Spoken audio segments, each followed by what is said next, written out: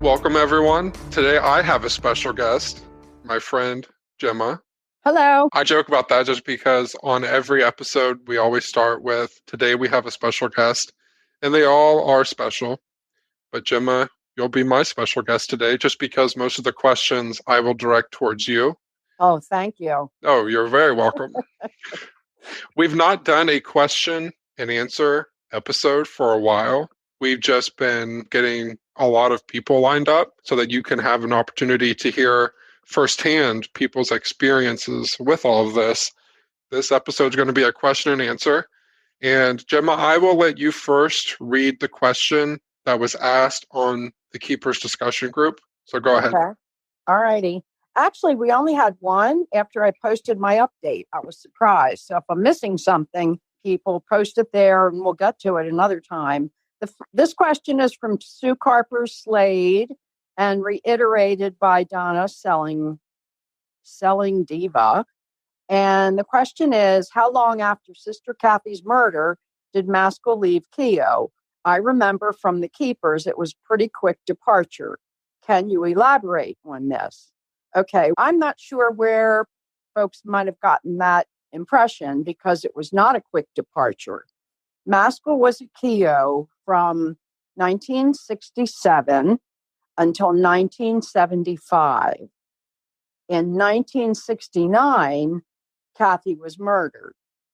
So he remained there for another 5 to 6 years.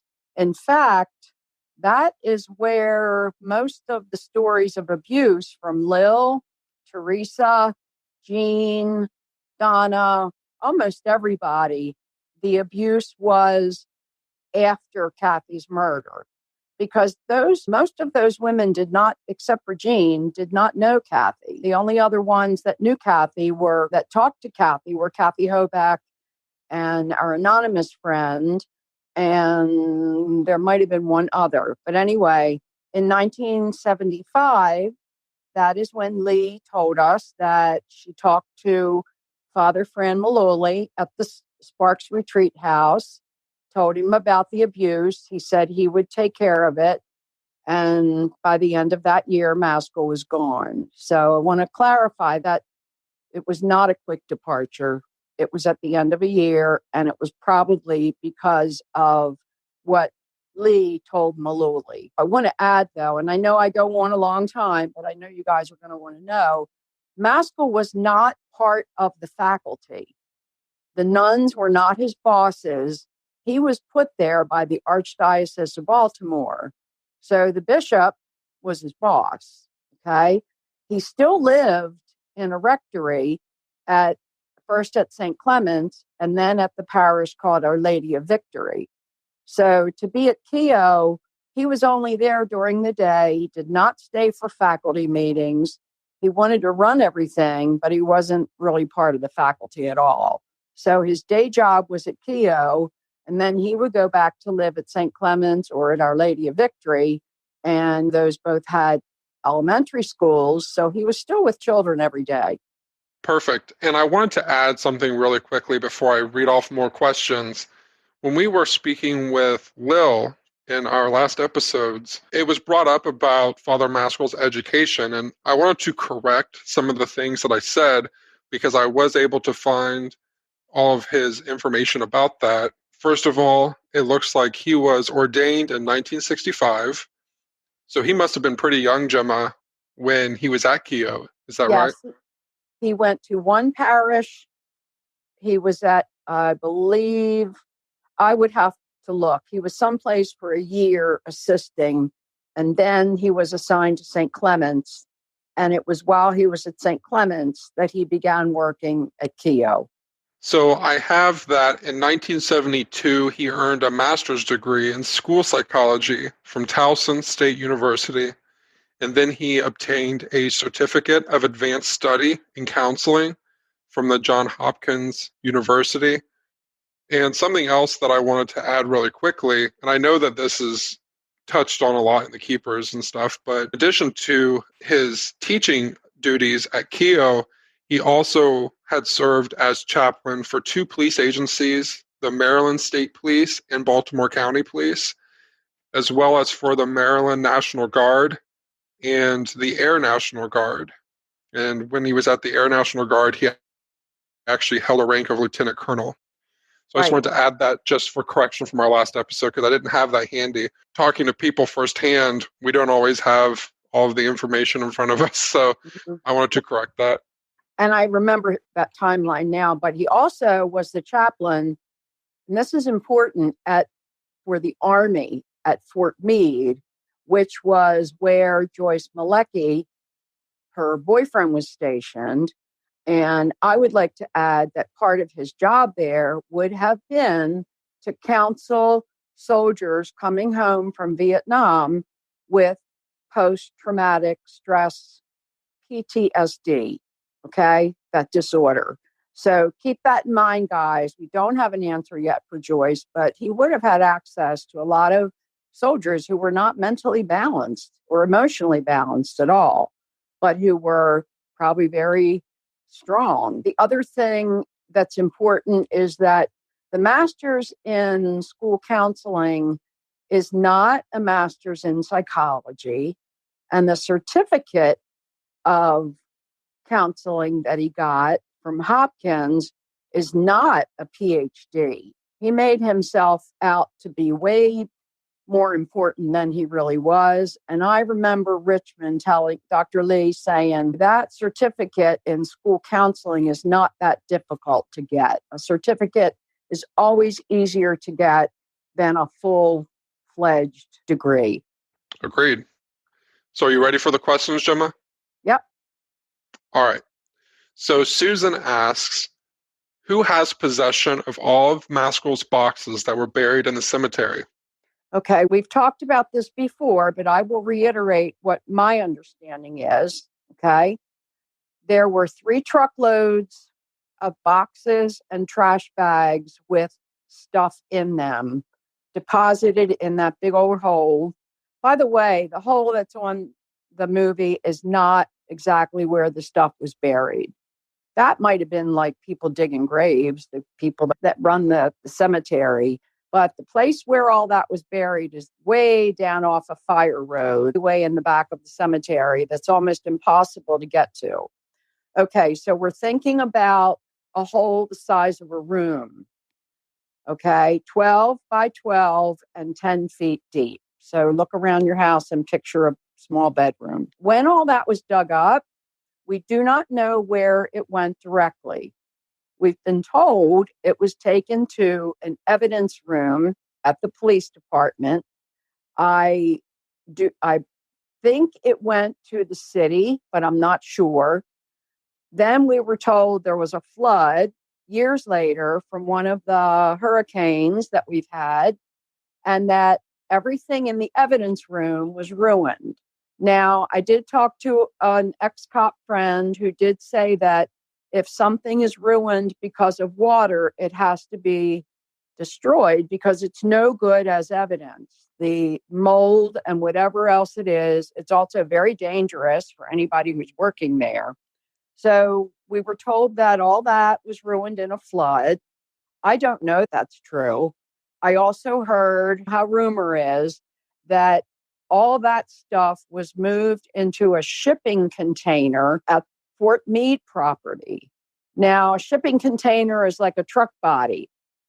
It's possible. I have a friend who might be listening. She lives in England, and she has filed a FOIA request with that agency to determine, I think it's the FBI actually, to determine if there is a shipping container that's got all that stuff in it. I don't know. You know, the police know a lot more than we do. For example, I know I'm going off track, but everybody's still concerned about the necklace. Police knew all along that necklace was never a part of this crime, but they didn't know we were putting that into the keepers. They didn't even know about the keepers at the time. So it wasn't until they saw the series and the necklace was very convincing that we were able to find out through one of the families that necklace had nothing to do with Sister Cathy.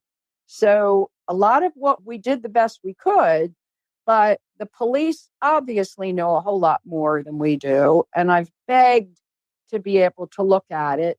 And the department cannot do that. Because let's say they let Gemma and Abby or Gemma and Shane or the man next door, I don't know, sit down and look at the records, then the fact that we looked at the records could absolutely negate the whole case. I could be called to testify about what I saw, and I could be complicit in obstructing justice, or cold cases are not public cases. I don't know how many times to say it.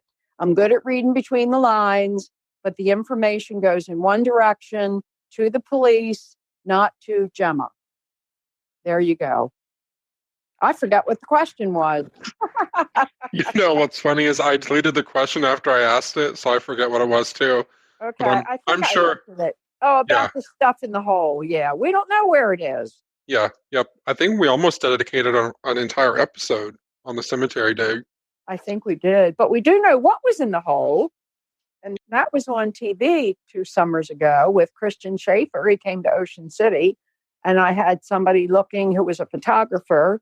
She did still shots, and we determined that it was psychological testing, and it was stuff that Maskell was not permitted to administer.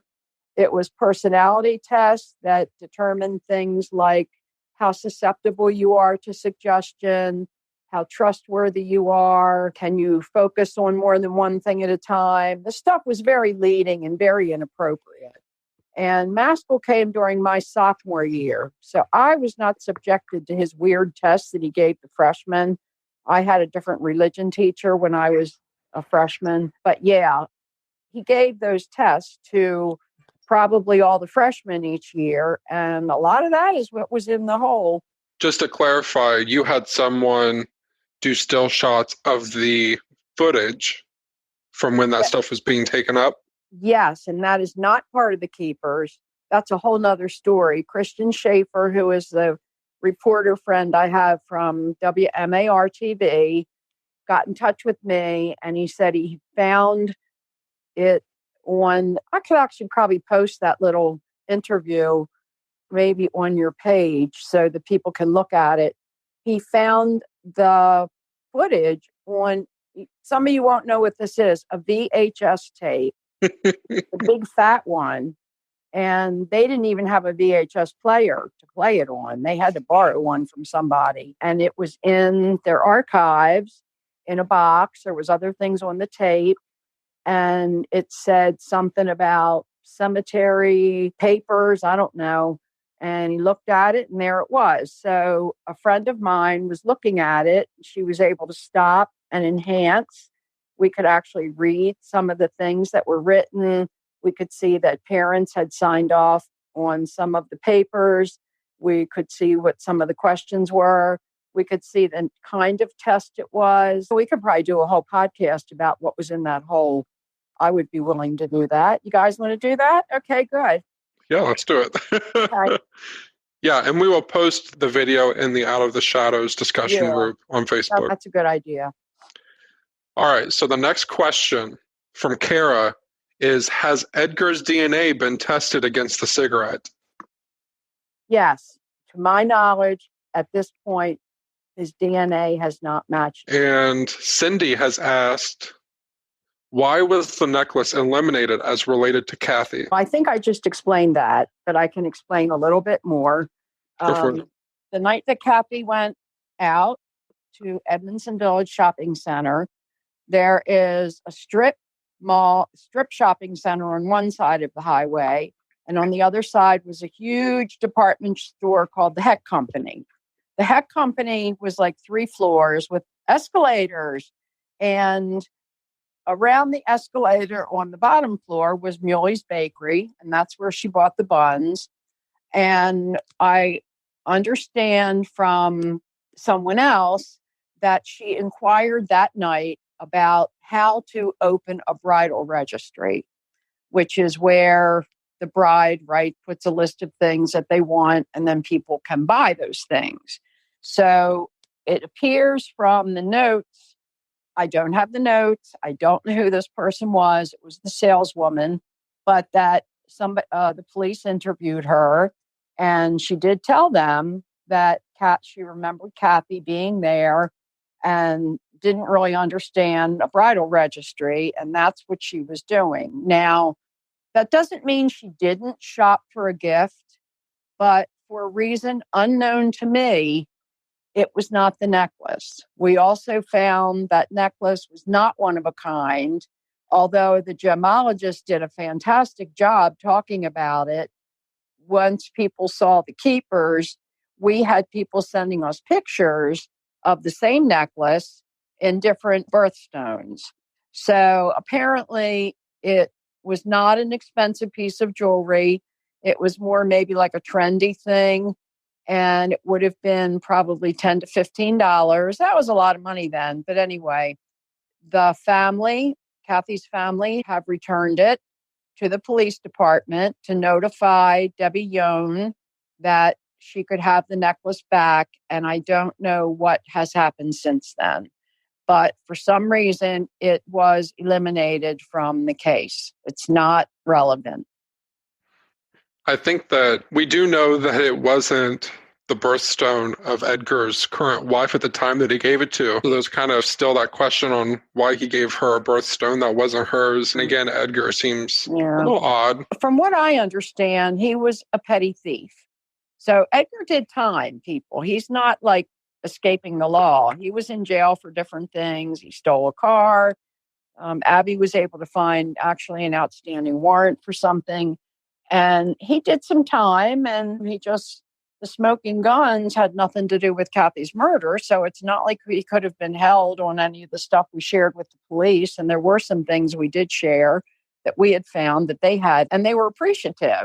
It wasn't like they were like mad. They were very happy that we could give them more information.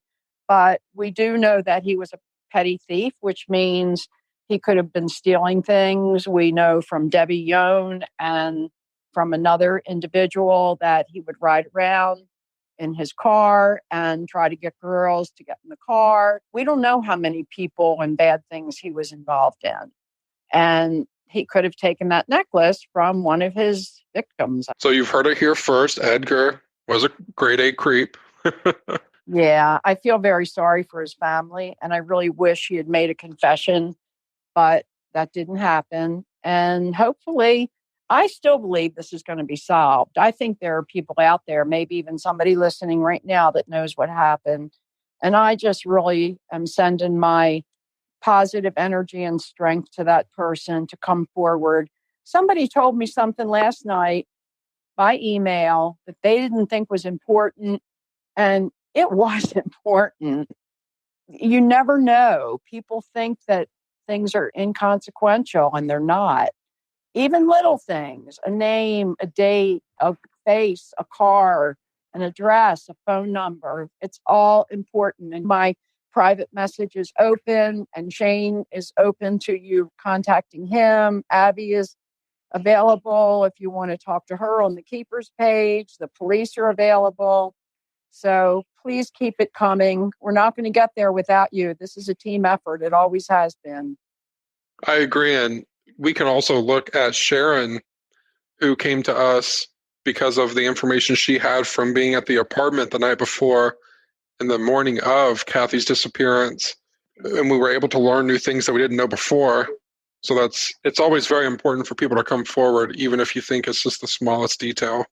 It also closes the timeline close. We can now fit in that people were up and about early in the morning the next day, that Jerry and Pete were still there, that Russell was standing with Sharon when a detective asked her if something happened to Keogh, that somebody asked her to do something she didn't want to do. We didn't know that stuff, and she didn't think it was important. It is, people. Yes. All right. So Maria has asked, what made you start your investigation after all these years? That's an interesting question. Tom Nugent. When I was, probably 6 years ago, in my home, on my computer, the phone rang, and he introduced himself. And he said that he was going back to look at the case that had happened in the 90s, the Doe Roe case, which I knew about, but nothing ever came of it. So it hadn't impacted me. And neither my sister nor I knew anything about any abuse, so it hadn't impacted her. And he said he was going through yearbooks, and he had been over to Keogh, and the principal, that was a man at the time, allowed him to look at the yearbooks, and he had names, and he just started making phone calls. And I guess I was on the list, and we talked about a half hour. And in 1992, I had the honor of being the Maryland Teacher of the Year. And I owe that to Cathy, because I watched how she taught. And if nobody is familiar with the Socratic method, look it up. I'm not going to explain it now. I'll do it another time. But that's how she taught. And that works. And so when I became a teacher, I began giving my students problems and questions that made them think deeper, not harder, but deeper, and not just yes and no answers. They had to prove why they thought something was true or give me an example of it. So Tom and I talked, and he asked if he could use me in the article. And I talked about Cathy, and that article is called Who Killed Sister Cathy? It's that really big article he has open at the beginning of The Keepers in the first scene. And you can read it. It's very long. It's going to take you a while. But he quoted me and several other women saying what a wonderful teacher she was. She was the reason I became a teacher. So with that, I helped him with the article. When it was finished, he submitted it to the Baltimore Sun. They would not publish it. Washington Post would not publish it. New York Times would not publish it. Now, Tom is a well-known journalist. He has written all over the world, all over the country. He's well-respected. They all felt like it was too daring. And to be honest with you, I think there were times when the newspaper was also in the pocket of the archdiocese, and that there were too many legal risks in publishing a story that pointed fingers at the police and at the church. So he finally decided that he would submit it to a newspaper called the City Paper. If you're from Baltimore, you know that paper. It's not an underground paper, but it's sort of like a Gemma paper. It's very liberal. It's got really intriguing puzzles in it that you could win prizes. And I was always winning movie tickets for solving the puzzles. And anyway, so that ended up there. It got good coverage, and that was that. So about 5 years ago, after Tom had done that story, I believe it was in 2006. So I have to look it up. Anyway, about 5 years ago, out of the blue, I sent him an email one summer and said, when are you coming back and finishing that story? So he showed up in the fall of 2014, and things developed from there. He started the Inside Baltimore online blog. If you have not read it, go to insidebaltimore.com, and you can read all Tom's stories. They're great, and they all center on this case. Have you read any of his, Shane? No, I didn't even realize that there was that blog. Oh yeah, it's called Inside Baltimore, and the subheading is The Real Story of Baltimore or something. So he's probably done about 10. There's one with Jean and Charles. There's one with some of the women he interviewed here in Baltimore. So I invite all of you to go read, and you can leave comments. Inside Baltimore by Tom Nugent, Nugent, and to find that big article called Who Killed Sister Cathy from the City Paper. And so we started the Facebook page, and Abby jumped in, and she was the voice of reason. I was more emotional. Big surprise, right? Who cries all the time? That would be me.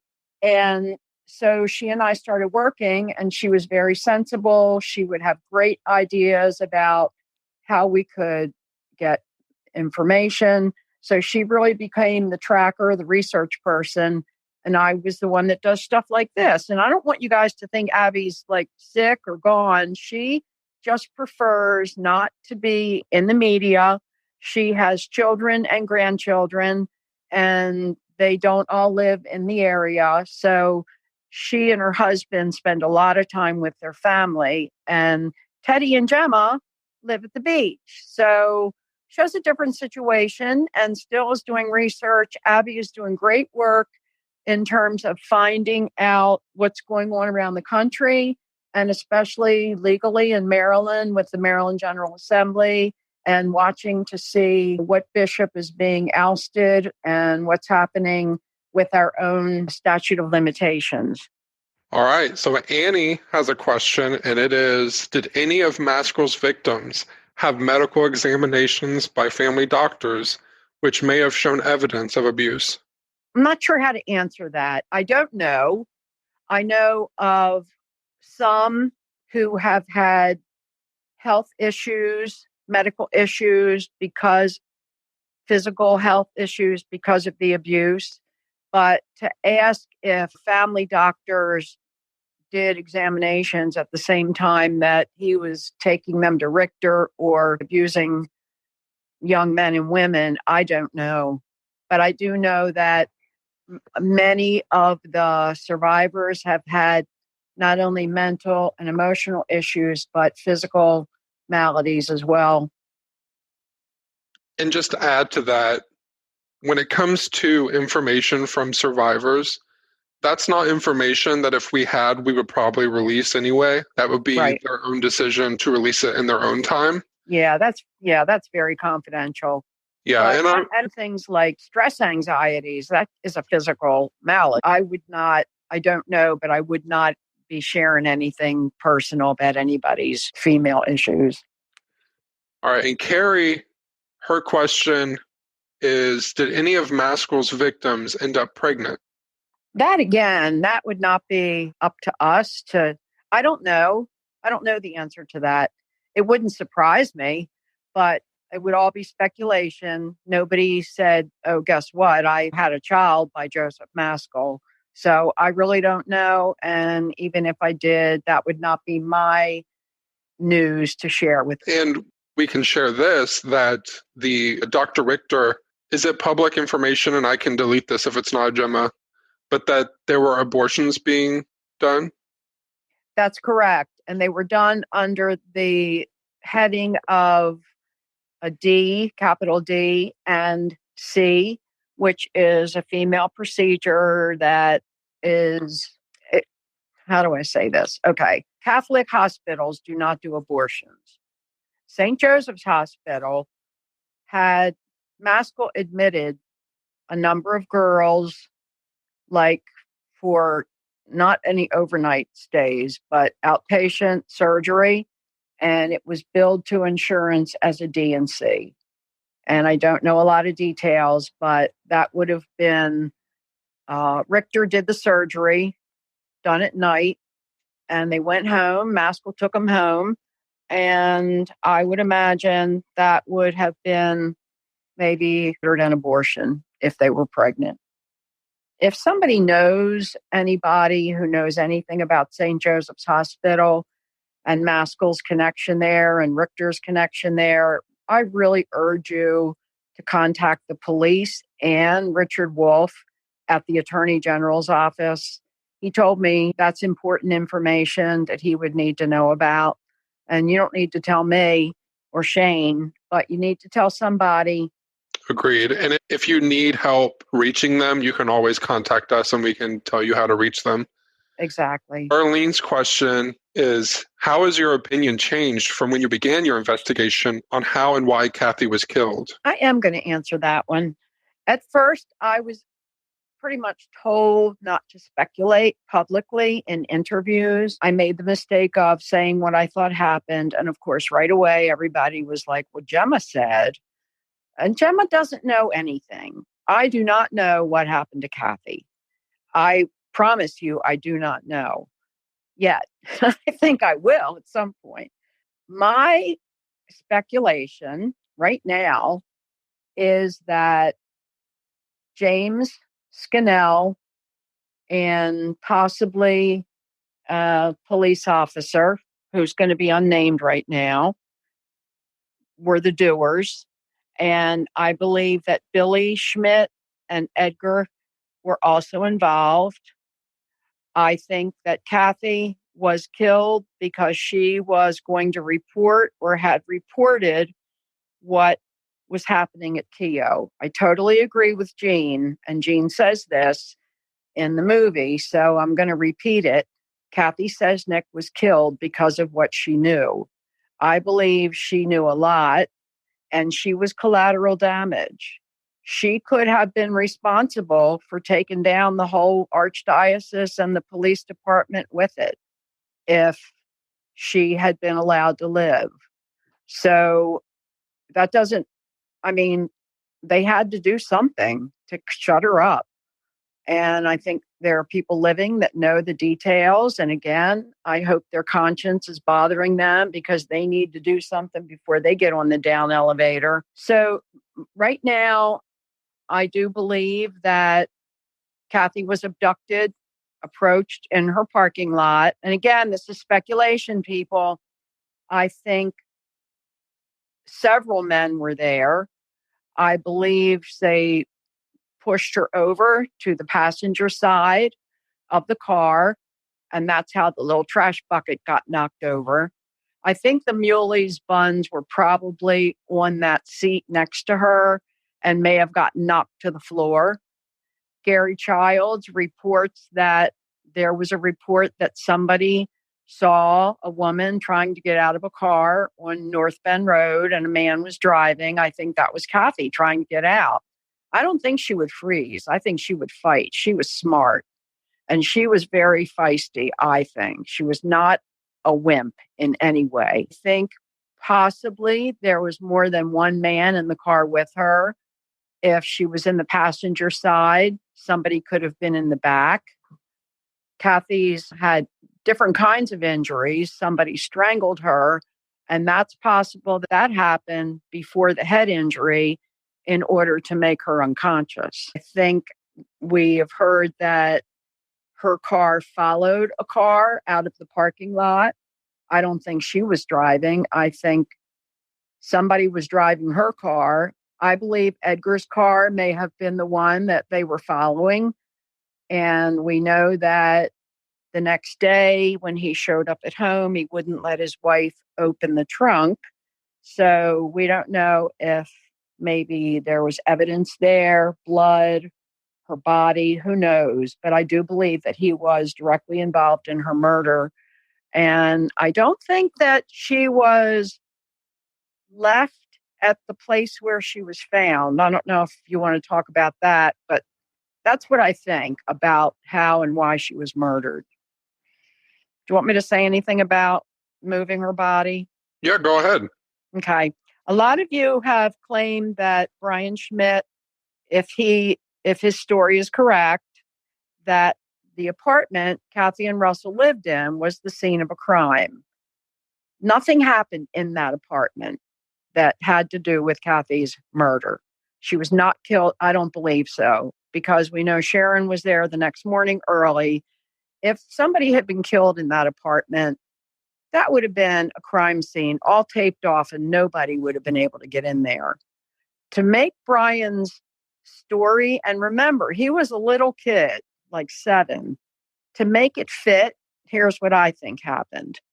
I think after Jean saw the body of Cathy, Maskell panicked and figured they better move Cathy because Jean could find her way back there and bring somebody like the police or her brothers. She's got 8 brothers. The wagons were circling to protect her. I think he got whoever the guys were, Skippy and maybe Edgar and Billy, we don't know who all it was, to go in the nun's apartment weeks after everything happened, but before she was found, to get a blanket or something that they could wrap Cathy in to move her. Now, if they took a rug or a blanket from Billy's apartment, it would have fibers, crumbs, whatever from the men on it. If they took it from the nun's apartment, it would be obvious if you took a rug. It would not be obvious if you took a big blanket. I do not and have never believed that there was a body rolled up in that blanket. I think it was a blanket, but they intentionally took it from the nun's apartment. I don't think they planned ahead to do that. I think they were stuck. And I think that's what Brian saw. It was a morning. He was back in his uncle's apartment playing with his Uncle Bobby, and he went with them, and they went somewhere in the Monumental Road area. I think she was left behind the shop. I think that's where Jean was taken. So I don't think she was moved very far, but I do think that's when they moved her to the place where she was found. And I think that's what his story is about, because that would all make sense. I also do not think it was a coincidence that Scannell was working the day that Cathy was found. I think that was arranged because he was a lieutenant, and lieutenants did not work on Saturdays. They took turns. So that was his rotation. He was working. I've looked at that picture of the police officers and detectives standing on the hill overlooking that dump, and I think one of those is Scannell. Would love to know who the other ones are. They might be still living, but we don't know. Do you remember how old Brian was when that event happened? I think he was 6 or 7. And at the time he gave that interview, I don't know. Sharon Schmidt would be able to answer this. I don't know how well he was. I don't know if he was having health issues or was confused. But so I think he saw something. But I think it happened after the heat died off at the Carriage House apartment. These guys were not angels, so it would have been very easy to pick a lock to get something out of that apartment. Or, like, my neighbor has my apartment key. The nuns could have given them a key in case they forgot theirs, especially if they were neighbors. And we know they were friendly because Sharon Schmidt's mom talks about being introduced to Cathy, that she was over there seeing Billy. And Billy said, "This is my neighbor, Sister Catherine." It wasn't like they didn't know her. To add just a little bit, Brian, we believe he was about 7 years old when that memory would have taken place. I do believe that, this is again my personal opinion, but I do believe that he is being honest, that he remembers those events happening. Oh, yeah. But something that we know from memories of adults from their childhood, especially at 7, is although we can hear factual information coming out, the remembering process may not be linking correctly. So, for example, I also don't believe that Cathy was in her apartment and that stuff happened. However, I do believe that he does remember main parts of the event that happened. Again, when you're 7 and remembering it many years later, I definitely do believe him and that the events happened. It's just I don't think that some of the connections were correct in his memory. Going back to, you said that you also believed that Scannell, it was arranged that he would be the officer on duty that day. What is your opinion of the hunters that found Cathy? A question that I have written down is, were there any developments from the hunters? And did Maryland have a legal hunting season back then? The area there by the business and the houses in 1969, there's a question on if someone could hunt in that area. Okay, people used to hunt small game over there a lot. I only know that because I've been over there and have talked to people that live over there. I do not know anything about licenses. This was January. What concerns me is that there is one article about the hunters, and it was a man and his son, and the son's name, last name, that's Teddy saying hi. The son's name is not the same as the father's name. The father's name was George Eugene Brown. His son's name, I can't remember it, but it's a different last name. Anyway, they didn't live over there. I don't understand why. It wasn't like you'd be hunting deer over there. You'd be hunting squirrels and what else? What else? Rabbits, maybe. Not big game. They lived in Middle River. So I started looking into that information and found some interesting information about the hunters that I turned over to the police. The father has a record. Okay. I think they were paid to find her because they came from the other side of the city where Maskell hung out at the marina, where Maskell's boat was, where Scannell and Maskell went out on boats. And I think it would have been easy to come across people that would have done that for them. So I would love to talk to the son. I'm going to try and find him. Haven't found him yet. I'm a little nervous about contacting the father, but he's still living. And the son was not a little kid. We're talking either a teenager or a little bit older. I do not believe that they found her by accident. I think everything was planned that day, down to them finding her and Scannell being the first officer to respond to the patrol officer. Why do you think they wanted her to be found? They probably showed Cathy to other girls or boys. I think it maybe have been getting too risky to leave her out there. There could have been some close calls. There could have been some development in the area. I don't know, but I think they just figured this sounds awful, but they used her to keep mouths quiet. And now we don't need to do that because everybody is being quiet and we have other stuff going on. So let's just find her. And I'm not sure why they decided she should be found that day, but I don't think anything about this was an accident. Just to add slightly to that, I also believe that this scenario played out just like how you mentioned. I think that maybe a reason that they wanted her to be found was to further make sure people shut up. I say that because I believe that Russell was scared to death, and with Cathy's remains being found as they were, that probably scared her even further. So yep. I think that in a way it was to also make sure that people stayed quiet. This is what happens to people who snitch. Maskell said it right to Jeannie. This is what happens when you say bad things about me. So you're right, Shane. And I believe that's one of the reasons why the faculty at Keough, I've even looked to see how many people left in 1969 or 70. And there wasn't like a noticeable pattern. But I've only been able to find one person who would talk to me, and that person claimed they knew nothing.